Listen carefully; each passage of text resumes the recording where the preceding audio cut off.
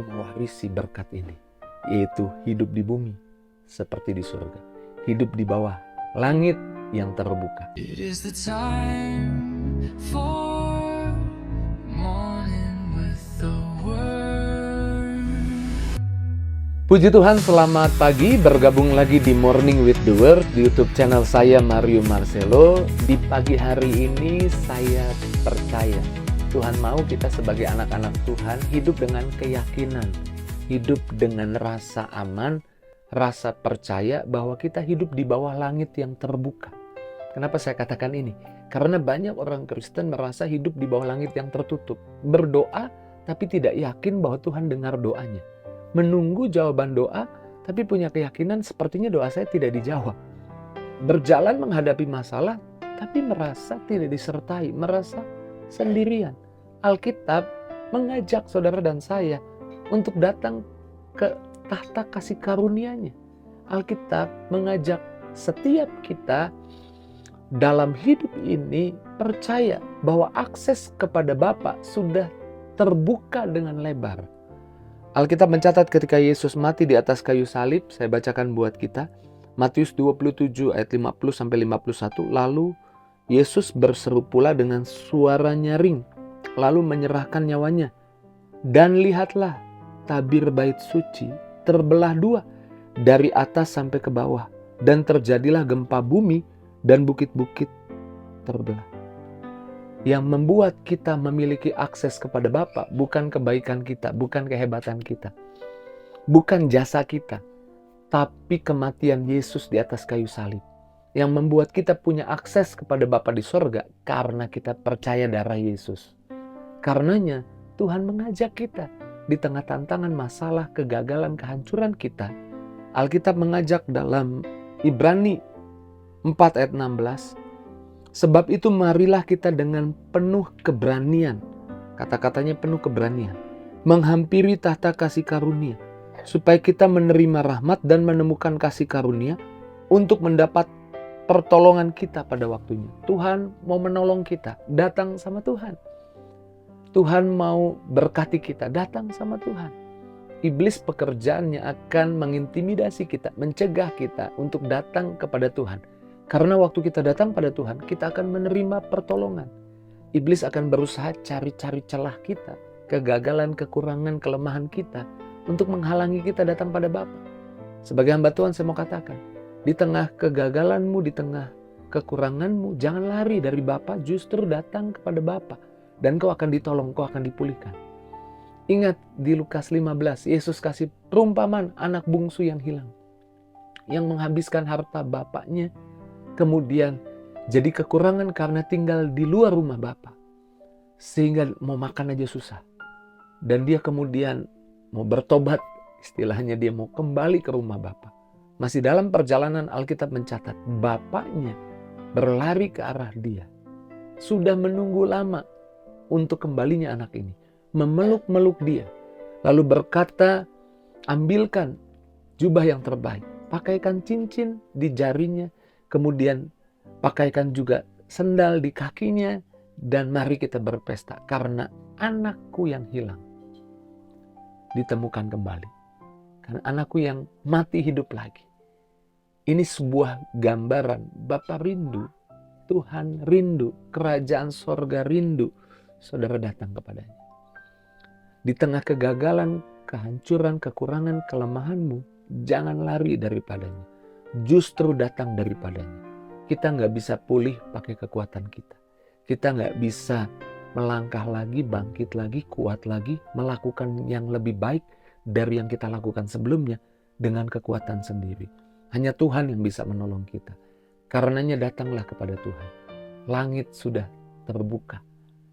Kita hidup di bawah langit yang terbuka. Dan Tuhan mau kita percaya bahwa setiap kali kita doa, kita bisa membawa sorga ke bumi. Bahkan Alkitab yang mengajar Yesus, mengajar murid-murid berdoa, mengajar kita berdoa. Dan salah satunya kalimatnya seperti ini dalam Matius 6 ayat 10. Datanglah kerajaanmu, jadilah kehendakmu di bumi seperti di sorga. Saya suka berkata, Setiap kali saya menyampaikan firman, memimpin dalam perjamuan, saya suka berkata bahwa kematian Yesus, kita mengingat waktu perjamuan, kematian Yesus bukan hanya membayar untuk kita bisa masuk sorga, tapi kematian Yesus juga membayar supaya hidup kita di bumi seperti di sorga.